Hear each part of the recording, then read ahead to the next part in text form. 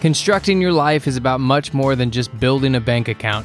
Each week, join real estate entrepreneur and mindset coach Austin Linney as he interviews guests who are constructing their dream lives and impacting the world around them on a daily basis. If you're an entrepreneur or wanting to start a business, or you just want to hear motivating stories of how others have overcome the odds, you are in the right place. And now for your host, Austin Linney.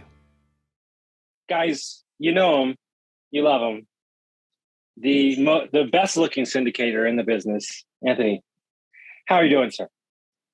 That is objectively true, by the way. I have studied, I have audited, I polled my mom, my girlfriend, and they all confirm best looking syndicator in the game.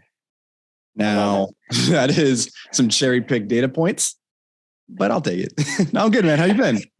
I've been good, man. I've been good. You know, it's funny. I thought that we would talk about what you and I happened to talk about when I saw you recently in Minnesota. And you were talking about how you and your partner were about to take profits out of the business for the first time, you know, in about 3 years. And one of those things that entrepreneurship, right? You know, it's one of those things when you start a business, you know, and the way I want to track this combo with you is I'm not so much worried about you paying your bills or anything as an entrepreneur. I'm worried about your mental state by not seeing money hit, it always going out the other way and not coming in, and how that can affect you in the decisions that you're making. One, it sucks. I'll tell you that. Is a part that people don't talk about a lot about building a business is that it can take a really long time to generate any kind of meaningful income, because if you're doing it, generating a profit, but you're in scaling mode. When scaling mode is in growth mode, right? Like scaling is when you're trying to hit like this inflection point. You're trying to get to that point of efficiency and scale where everything, now 1 + 1 now equals 10.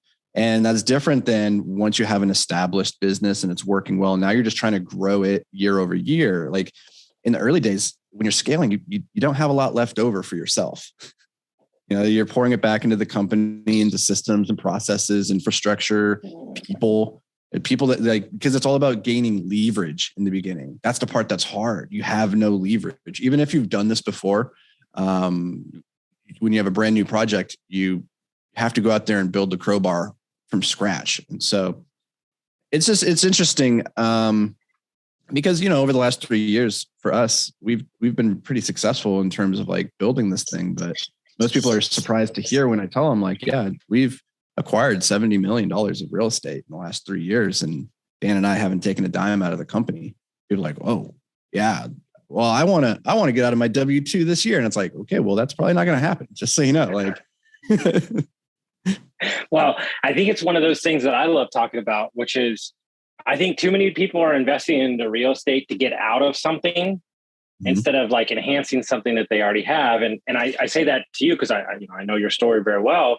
You know, you had some properties you bought beforehand, you had other businesses. So there was a little runway for you. And I think if you were to step back and look at your process, you would say, you know, I'm not saying that you thought it was, 3 years you weren't going to take, but I think you knew going into it that you were going to let the business breathe and operate the way it want. And I think a lot of people get tripped up when they feel the need to take really quickly, and then you have a bad month or a bad 2 months, and then now you're not just behind, you're behind double time, and then you kind of get yourself in a vice. 100%. And for full transparency, I mean, I was on the same trajectory on my last business when we built that one. We started that. I joined that in 2016 or 17. And my partner had started it much earlier than that. And they were doing around $350,000 a year in like revenue. And that was okay for just, a couple of employees, but you really wanted to scale it. And so what we did is we came in there and said, okay, we're going to pay ourselves the bare minimum so that we can just survive. And over the next 3 years, we scaled it from 300,000, 400,000 of revenue up to about 4 million. And in that period of time, we really weren't taking meaningful amounts of money out of the company. It was just being poured straight back into it. And so at that point, that business worked because we were willing to live like below our means and take paltry income. when I made the jump into scaling Invictus and building this into its own company, I had previous real estate, had other income streams, and I had a good amount of savings, right? And so making that jump and saying, okay, for the next 3 years, I don't need any income. I had the luxury of saying that, but most people don't. And most people think that they're going to leave their W-2 and replace the income immediately with real estate. And my thesis has always been real estate is the best get rich slowly but surely plan out there.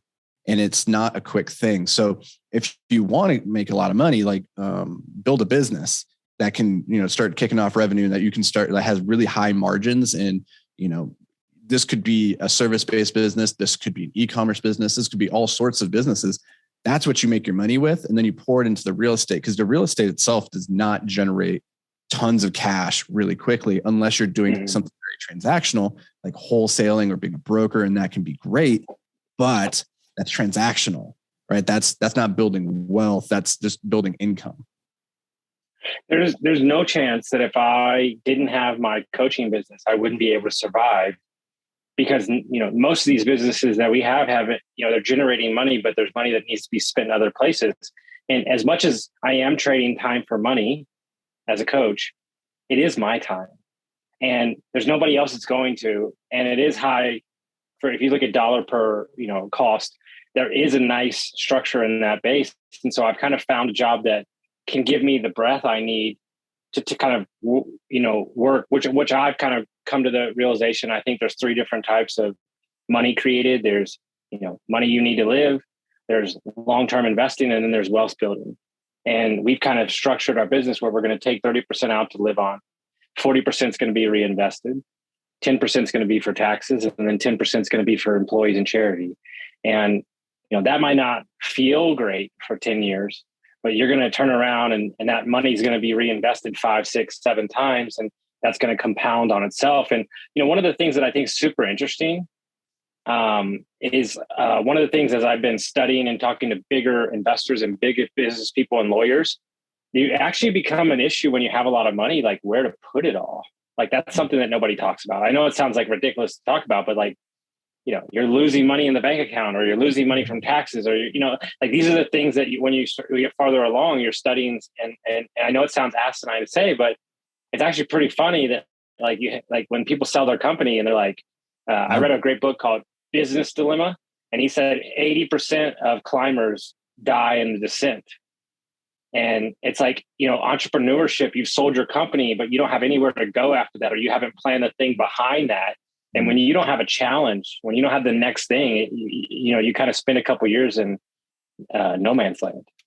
Yeah, I think asset protection and like fund allocation, these are like legitimately hard things to figure out, especially if the majority of your life you've been spent in like trying to make money, right? Like that's its own skill, make money. The other skill is keep your money.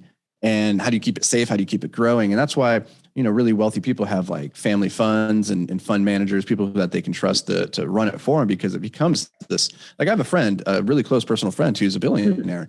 His whole family is like all billionaires are doing, it's ridiculous. And he's like, he's like, my full-time job is just managing my funds at this point. Like that's all he does. And it's like, well, that kind of sucks, but like, that's not the life I personally want. But you can see how like, it more, what do they say? More money, more problems. It's like, yeah. It's that thing. But to your point before about like, without your coaching, you wouldn't be able to sustain these other business endeavors. A lot of the people that I work with, and this weekend I was speaking at a Jake and Gino event down in Kansas City. And afterwards, a guy came up to me and he's like, okay, so I understand that you haven't taken money in a couple of years and everything like that, but how do I do that? I have 4 kids, a family, and blah, blah, blah, and all this. And I'm like, well, you're going to have to stay at your W-2. You need to cut your expenses, figure out how to live way below your means, and you need to save and just take every dime that you can afford and roll it forward. And you're not going to be able to grow as quickly as somebody like me who could afford to like go move in with my best friend's mom and spend $400 a month on like all in on my expenses and then build businesses and pour everything back into them. Right. And so you have to figure out like, what are you willing to sacrifice? Because everything has a price. I just got done tweeting this. Everything in life has a price, and action tends to be the most expensive. And so figure out what you're willing to sacrifice, what you're willing to give up in exchange for the thing that you want, and then do it. Don't just say that you're going to do it. You actually have to follow through and do that thing, because the best time to invest in real estate was like 10 years ago, right? 15 years ago, 20 years ago, 30 years ago. It's like the old adage, when's the best time to plant a tree? Like 20 years ago. When's the next best time? Today, right? And that's real estate. Real estate is like, everybody wishes they had gotten into it sooner. So if you're sitting there on the sidelines right now, like thinking, is now the time to do it? Or with the top of the market, should I wait and time it? No, like real estate is not about, what do they say? You don't wait to invest in real estate. You invest in real estate and then wait. And it's the same with building a business. I know your audience isn't necessarily just about real estate, but this is the same with entrepreneurship in general. Like any endeavor that you're going to do, the time to do it is now. So I have a mission that just came to me, and I'm bearing my soul to you, Anthony. And I apologize profusely. Okay. And I'm going to tell you why. We are buying a building in Destin. It's the best location I've ever seen in my entire life. I'm going to walk you through the numbers. This weekend, there's a lady wearing a Destin shirt with a fish on it. And I was like, is that Florida? Because I saw your post and that's the only way I knew where that. So long story short, it's an amazing location right on the boardwalk. He buys the building in 2004 for 8.5. Okay. 2004. And we're buying it for 5.7. I don't even know how that happens. No comment. I digress. But long story short, the NOI is somewhere around 280 to 320. Okay. He's losing money every month. We are going to Airbnb the top, turn it into a hotel, redo the tenants downstairs in the commercial units. And I think our NOI is going to be 1.6 million. So we're going to go from 300 to 6. So we're doing the quick math on a low cap number. The property is going to be worth north of 17 million. And it's about 3 years. And what that really showed me, and same thing for another hotel we're buying, man, multifamily, you switch it around, you do a couple things, you shift the numbers, you upgrade the properties. I mean, that is the true power of real estate that you will never see in a single family property. And I'm forever changed, and I'll never go back. And I think that's probably what you see as well too. Finally saw the light. I did. It was like it opened up, and I was like, never again. Never again. Yeah, it's interesting. I think once people into commercial real estate, because you can do the same thing in industrial and retail, and the same concept applies, where things are based off the value is based off the NOI. Once you get turned on to the fact of, oh, we can go in here and do things to improve this and get some huge multiplicative effects on the cap rate when we go to sell or refinance, it's like, that's where really large sums of money are generated. And so when you're, $70 million worth of real estate in the last 3 years, let's go back to Anthony before he started this company. Okay. There's two questions in here. What was easier than you thought, and what was harder than you thought as you sit here today? Oh man, that's a good question. So here's a funny one. What has been easier has been capital raising. What has been harder is capital raising. And I know that's like a weird answer, but let me unpack this for a second. So in the beginning, capital raising was so hard. It sucked. It was uncomfortable. In the beginning, you don't have really any contacts, any relationships with investors, people that are interested in real estate. And so all you have are your first ring relationships, your family, your friends, your colleagues. And generally those people, they might be tangentially interested in real estate, but they're not like out there actively seeking real estate investment opportunities. So you're like coming out of the woods, like some crazy person being like, look, multifamily, I have this thing, you should invest in it with me. And they're like, what are you doing, you crazy person? Especially if they already have like your identity in their mind tied to something else, right? Like for me, I was building a manufacturing company. So people in my life were like, wait, I thought you were doing that thing. I'm like, well, I do that thing, but I also now doing this thing. So that was really hard. Those conversations are awkward because you feel like a beggar asking everybody for money. It gets easier over time though, as you start to move from being a hunter to a farmer. And the hunter is all about, you got to go out there and like find the prey and kill the prey, and then like clean the prey and then eat the prey, all that. Whereas you got to plant these seeds and you don't get to eat for a long time. But once those seeds start to bloom and bear fruit, the amount that can come in is astronomical. So we started planting seeds many, many years ago. When we started cast Multifamily Investing Made Simple, when we wrote the book Passive Investing Made Simple, like all the content, all the relationships, all the speaking events that we do, those are all planting seeds. And it's come to a point now where we just this year, we're in the process of raising about $15 million. We have, I think, about 12 of that all buttoned up. Right. And that came off the back of this is where capital raising is surprisingly easy, is now that we have that flywheel going, people know we've been farming for a long time. Now we're able to raise tens of millions of dollars with just an email. We just send out an email and within 1 week, we have $10 million sitting in the bank. And that's crazy to me. So that's all. And it's not just capital raising, but I think it's any part of the process. The actual operations of multifamily didn't take me by surprise because I'd been doing it for a long time on my own with my own assets. So that's neither easier nor harder. I had that pretty correctly gauged, but the capital raising has been really astonishing, both in how hard it is and how easy it is. When you're hunting, it's incredibly hard. When you're farming, it's incredibly easy. Making that jump between being a hunter to a farmer, though, is like, it feels like trying to jump over the Grand Canyon at times. And that's interesting that you say that, because we just had a meeting last night with our money guys that are going to be partnering up with us. And we've talked to these guys for 6 months. They never once cared about what we were investing in. They never once cared about what the deal looked like. Just until now, they said, look, we're not in real estate is real estate. Asset class is asset class. I'm trying to understand if you're the type of person that I want to entrust this money to, if you're the type of person I want to entrust my investors' money into. And if I feel that, then we're good. And I wrote a post about this today. These things that they don't talk about, these intangibles. Are you likable? Are you frictionless to do business with? Is your marketing deck complete and nice? You know what he said to us? He goes, you wouldn't believe how many $200 million asks we get, and they don't even have a marketing deck. And I'm like, what? Excuse me? And so it's these intangible things. Yeah, it's these intangible things. Are you likable? He said, I'm in meetings all day and I hate the people I'm in meetings with. And then I have a meeting with you and I smile and I get excited. And I'm like, that's the stuff you want to hear from guys that can change your life really quickly by supplying you with money and stuff like that. And so it's these things that aren't in the book. It's these things that you're talking about. And I love your answer. It is hard and it was easy because, once they asked me, they said, what do you want out of these deals that we're closing? And I said, only one thing. I don't care about the percentage. I don't care how much money I make. I only care about one thing, that we are defined in this environment as people that put a property under contract and close.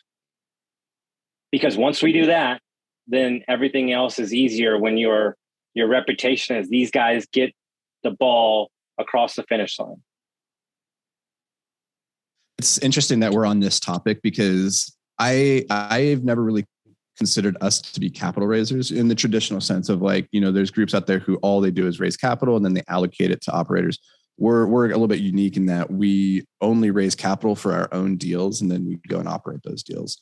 And the reason this conversation is interesting is this weekend, again, at the Jake and Gino event that I was speaking at, I was talking about how to build a capital raising machine. And so that was like an interesting topic for me to dive into because it's not something that I teach. It's not an educational thing, but coming out of that, I came up with this framework of what I call the 4 C's of capital raising. And you touched on one there. So the 4 C's for me are you got to be clear, you got to be confident, and you got to be credible. And anything that takes away from one of those 4 things is going to potentially cost you the investment. So if you're not being clear, if you're speaking over the prospect's head, which is like vast majority of people speak over the head of a potential investor. If you don't care about them and their investment goals, you're going to lose them because most of the time when you're asking somebody for money, like they think you just see them as a dollar sign. So you got to make them feel seen and heard and understood. then you got to be confident, because most people do not feel confident when it comes to investing. So they need to borrow your strength in the same way that your coaching clients borrow your confidence and your belief in them well before they ever have it in themselves. And then finally, you got to be credible. And that's the part that you're talking about there. Like, if you're not professional, if you don't have your systems buttoned up, if you don't have an appearance of like, these people know what they're doing, if you're not even doing the bare minimums, like, I'm not a fan of like going out there and building your website, getting the business cards and everything like that before you've even like started coming up with the business plan. But I think those things, by having them, they don't help you. But if you don't have them, they certainly hurt you, right? Like, if you show up to the meeting and you don't have the pitch deck, that hurts you. Even though like having it's not necessarily gets you points. This guy's been listening to me on the podcast for 2.5 years. He knows what I stand for, and then when we met, and so these are the things that are not in the books, like that you're talking about, your system. I love how you come up with frameworks. It's so important, right? Because a lot of people have been asking me like, hey, when are you going to buy again? When are you going to do this? And I'm like, dude, when I'm ready. And then like, boom, we pop off and have 26 million in contract in like 100 days. And it's like, there's more behind that. And it's like, now we have the right team. The teams, the process is put together. The systems are there. The marketing's there. The resources are there. Like, this is not something that has happened in the last 100 days. This is something that's happened in the last 39 years. Every step. Let me turn one of your questions back on you then real quickly. Like, from like rewinding to the beginning, what has been easier and what has been harder than you anticipated? The hardest thing to do is there's two things for me. The hardest thing to do is to keep my emotions in check, because I get super excited. So detaching myself from the outcome, which I've officially done, which is really nice for me. And then leading people, becoming the leader that I needed to be, the right boss. I don't envy my first couple employees. I was all over the place. I was scattered. I didn't know how to lead. I'm a lot better than I did now.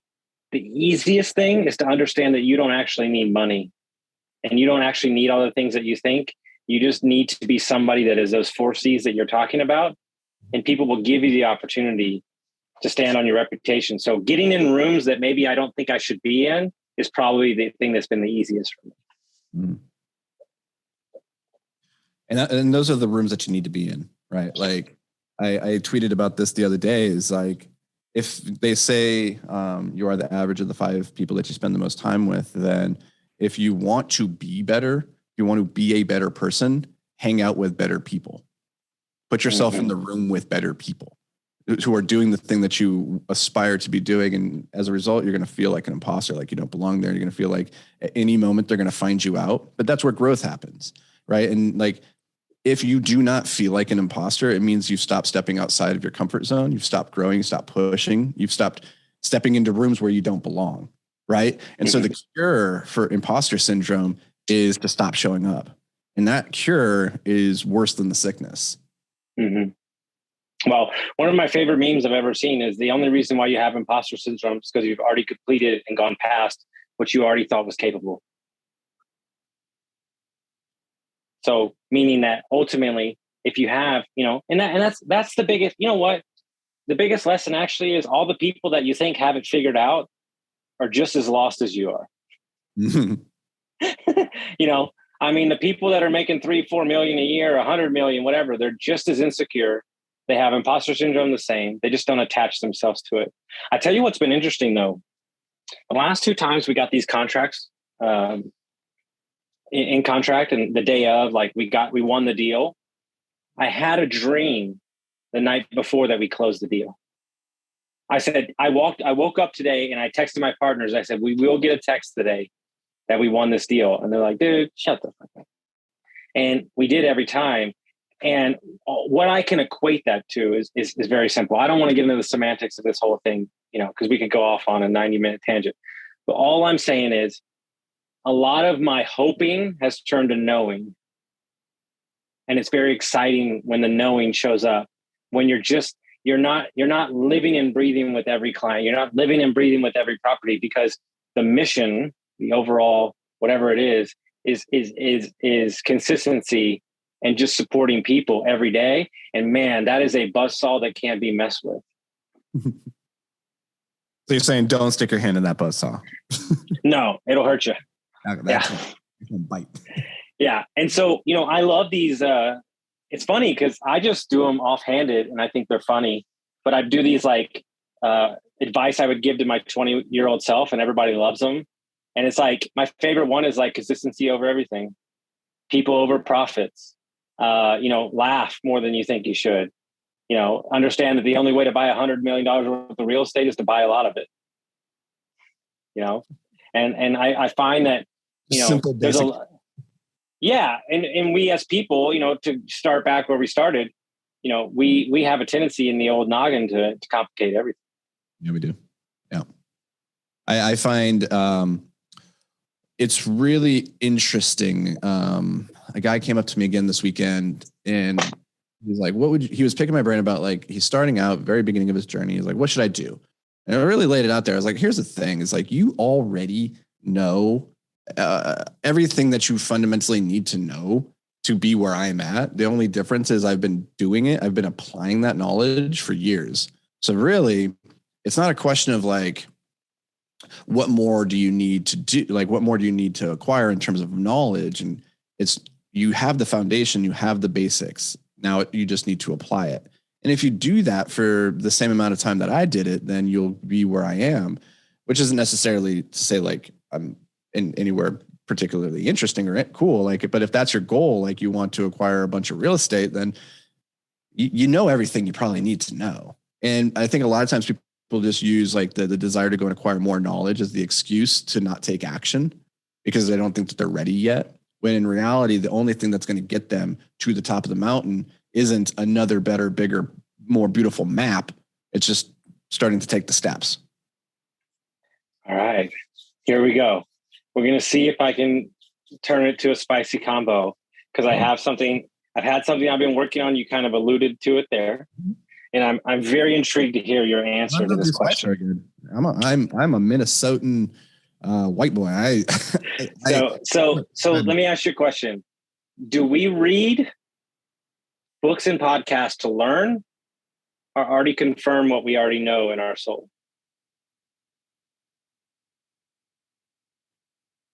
I think it depends on the person in a lot of ways, and it depends on where you're at in the season of your life. I know I've noticed with my own partner, Dan, we do a weekly book review on our podcast, and he's said something a few times where I'm like, that's interesting. It's interesting. Where he said, I really enjoyed this book because it really just confirmed a lot of things I already think in like my thesis. And I was like, interesting.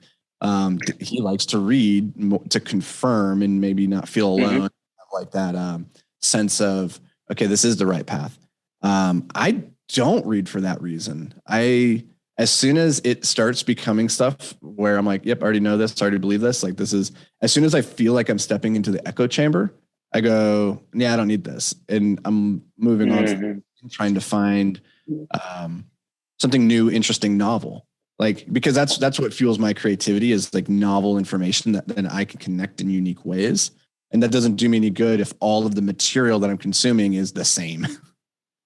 Well, what's interesting about you, and I want to give you an utmost compliment, you refuse to let wasted knowledge or energy or time enter your space, whether that be, a lot of people just read to read, but like, if you, like, just like you said, you've already done it. Like, so your standards of who you are and what comes into your world, your energy, your everything is so impressive to me. Because it just doesn't get in there, or it's not allowed in there just per se. You're very calculated with your moves. Yeah. I can't remember who said this. Maybe Myron Golden, maybe Tony Robbins. I want to give correct attribution to this concept, but they effectively say that you have to stand guard at the door of your mind. And you have to be very, very careful. And you know this too, about like the words that we use when we speak to ourselves and how important those are, and how you have to be really paranoid about what you let into your brain. There's so many studies out there that show like the more you consume of, say, the news, the more fearful people tend to be. Right. So the less news you consume, if you're a fearful, anxious person and you're reading the news every day and you're consuming that piece of information, you're not doing a good job of standing guard at the door of your mind. You're letting the fear monsters run rampant. And so the first thing to do is say, well, I'm not going to let those things into my world. And for me, I guess it's just a matter of identifying. I don't lean towards fear, so that's not so much of an issue, and anxiety is not so much my thing. But I do have demons that I have to stand ready to not let get into my mind. And for instance, that's like video games. Video games are a monster that I have to stand ready at the gate of my mind. And I was at an event with my family a couple of weeks ago, and everybody was sitting around on their phones and they're playing phone games, right? And somebody was like, "What do you have on your phone?" And I'm like, I don't have any games on my phone. They're like, "What do you mean you don't have any games on your phone?" I'm like, I haven't had a game on my phone in like a decade, because if I do, I will lose myself, right? And so it's just being aware of like, what are you prone to weakness towards? And for me, that's video games. I'm like, I can't be near that. For some people, it's social media. For others, it's TV. For some people, it's just anxiety, just in general. So you got to figure out what's your weakness and try and keep it out. Yeah, 100%. For me, it was for sure sports games, video games. Back in the day in college, like we would just, hours, like all day, and that's just not going to get me to where I want. But what's interesting about stuff like that is like, I have to be, maybe I'm just super sensitive to it these days because I've done a lot of work, but I just have to keep myself straight on like shows too. Like if I'm watching and it's like crazy negative, like, and I binge watch for like a day or two, I found myself like in that kind of negative state. So I'm very careful about, it's like, maybe I'm just super empath, but I've noticed it more than I've ever noticed it before. Yeah. My partner, Jamie, she's very sensitive to these things. So when we're watching certain shows that are like really violent or very anxiety inducing, she like it really affects her. Whereas for me, I can let that stuff go very, very easily. But recently, like, I don't want to misrepresent that. Like we have this all figured out, because we certainly don't. Like this, I know you, Austin, like there's a constant ebb and flow, and like it's no comment. It's what day is it? Yeah. Go back into battle. So like for me recently, I realized like for the last month, for example, there's just so much stress around raising capital for me, because money is something that when I was younger, I was very poor. I had no money. I was living in the back of a van, homeless. And so like when people give me their money, it's like this really sacred responsibility, and it weighs on me heavily. And so in the last month, we were raising a lot of capital, and I was just in this like place where I was more heavy than usual. And I was finding that I was medicating myself by being on YouTube, for example. In particular, I made the excuse because I'm really into Formula One. I'm really into tennis, and there's all these tennis matches and all this Formula One. I would tell myself, I'm just going to go in there and check in to see how this thing went. The next thing I know, I'm just like scrolling and watching the stupidest videos that you could ever imagine. And I was doing this over and over and over. And when I finally like locked into it and realized and saw what I was doing, it reminded me of this concept, which is that it's, from an evolutionary standpoint, it's very easy to mentally check out. It's very easy to do that for a reason. It's because your brain's lazy. Your brain doesn't want to work any harder than you want it to. It just wants to keep you alive and keep you like alive enough that you can procreate. And that's its only goal. And it wants to do it with the minimum number of calories possible. But the problem is the things that like bring us fulfillment and enjoyment in life, that make us feel like we're moving towards our greatness, like those things, they require a lot of energy. They require our brain to work hard. And so like as a biological entity, we're predisposed to be lazy, but as like this existential living creature that wants to be everything that could be and more, we are striving. And so like we can't afford to be lazy. And so when I caught myself in that cycle of like, oh, wow, I'm really medicating myself right now. And I'm allowing my evolution, because everything else in my life feels very heavy right now. I need this to feel light. What I realized was it wasn't helping me though. It wasn't preparing me for the battle that still needed to be waged. All it was doing was making me soft and tired, so that when I went back to do the heavy stuff, I wasn't prepared to do it to the best of my ability. And so just in the last couple of weeks of like being really cognizant of that and getting back into my systems, my routines, and like the processes in my life that allow me to show up as my best self. Like things have already, like in such a short period of time, like, oh, okay, everything feels good again. I feel right with the universe. The stress level right now is like Mach 90 bajillion right now, because I've never been in this place. And so I was very cognizant that I always eat good. I do work out, but it hasn't been as amazing as it could be. I skip a thing here and there. And so I was very cognizant to get back on 75 hard, go back to my fasting, 16 and 8, because I just need to make sure that it's not being clouded by any extra stuff. And just knowing that about yourself and dialing it in, like wrenching it up when you're going to be at the peak stress. Once we get over this, you in that kind of movement though, you almost create a new standard for yourself too, where you're not willing to accept it. And it's kind of the quintessential leveling up, but not seeing it, right? One of the greatest things I've ever heard is sometimes all the growth doesn't happen above the ground. And it's those kind of pendulums of like, it really is about understanding human emotion. This guy I interviewed the other day is a really high performance coach. He coaches so many companies, so many staff. He said, look, there's no business problem, bro. He said, there's nothing. It doesn't exist. He said, there's one thing. It's the number one thing that affects everything that exists in the planet. Improper communication. Improper communication with yourself, improper communication with your staff, improper communication with your goals, your expectations. And when we're checking out or we're not eating well, we're not working out, like this is where these simple decisions. I have one rule in my businesses, one rule: protect the decision. Protect the decision. Are you making that based off of you're hungry, your ego, you're tired, you're overwhelmed? Because we're not going to allow you to make that decision, because that one bad decision could be a domino effect. Yeah, I like that idea a lot, especially where it comes to recognizing, you're stepping into this world of a lot of new things, and it's very stressful. And that's the case with business in general. It's like there's business books, but there's no business book that is designed specifically for you and your business, right? Like, so you're taking general, vague, abstract, universal concepts and trying to apply them in a very specific instance. And that's a lot like, reading a book about how cars work and then sitting down with like your 1996 Ford Fiesta to try and figure out exactly where the alternator is. Like you vaguely know how a car should be, but you don't know specifically where it is, and you don't specifically know what you're going to need to fix it, right? And that's how it is in business. And as a result, you're going to spend a lot of time in this unknown realm of like, I don't know what the hell I'm doing. And so the number one thing that you have to, like you pointed out, protect is the decision, because at the end of the day, that's really all you have. When you're running a business, is just a series of decisions, some more important than others. And the quality of those decisions are going to directly affect the outcomes, the quality of your outcomes. And so I think the lowest hanging fruit here is to always be mindful of your biological imperative in the moment.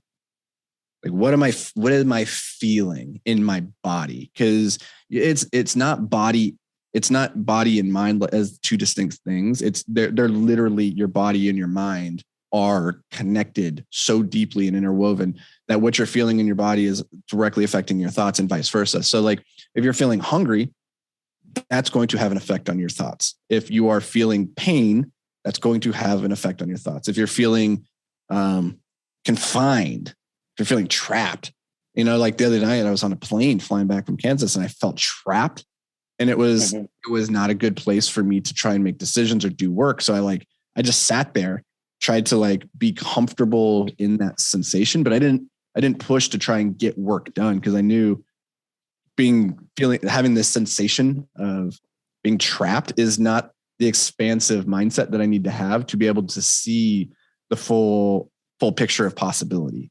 And that's a lot of times in business what you need, right? Like to be able to zoom out, get your head away from the grindstone and actually see the whole picture. So, dude, the biggest win of my entire life when we had a bad thing happen on a deal was I looked at my partner and I said, you know what? Neither of us are in a place to make the decision right now. Let's go have dinner. Let's go sleep on it. I'll talk to you in the morning. Like, to not escalate it to a level 10 and just And hey, guess what? The deal didn't work out. Oh, well, but at least we didn't, snap back or get upset or like let it affect the other deal we had going on. We closed that one. Right. And so, man, that to me has been my biggest leveling up for me and just who I am as a person, of just not having to make that snap decision. I think is so powerful. Never do. This is a good strategy in a relationship too, right? Like when you're having a fight and it's like, hey, I'm just not in a position right now. We've gone as far as we can in this conversation. We need to like put a pin in it. We'll come back to it. Never do anything in the moment. Never make a decision that is going to make things worse because you didn't have enough time to process and to like work through it.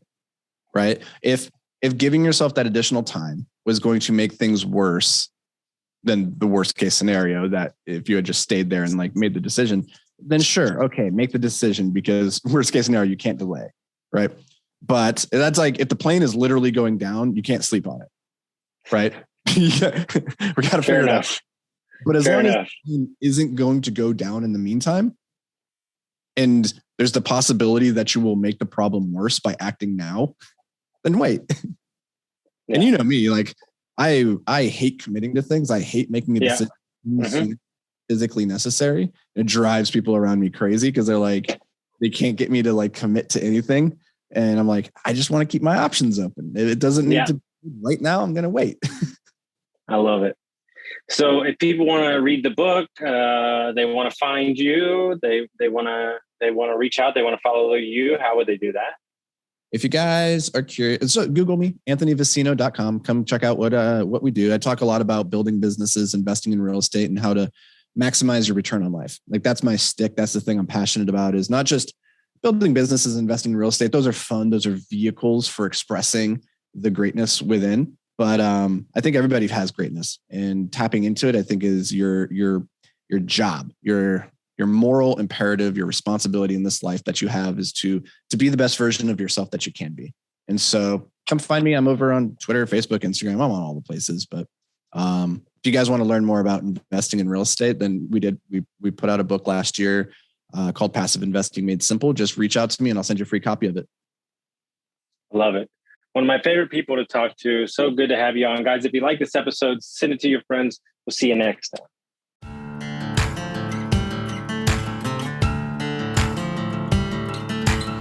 Thank you for listening to Construct Your Life with Austin Linney. If you enjoyed this episode, be sure to rate, review, subscribe, and pay it forward by sharing with a friend. Most importantly, take this opportunity to start constructing your life by taking immediate action on what you learned. For show notes, resources, and more information on one-on-one coaching with Austin, visit constructyourlifepodcast.com.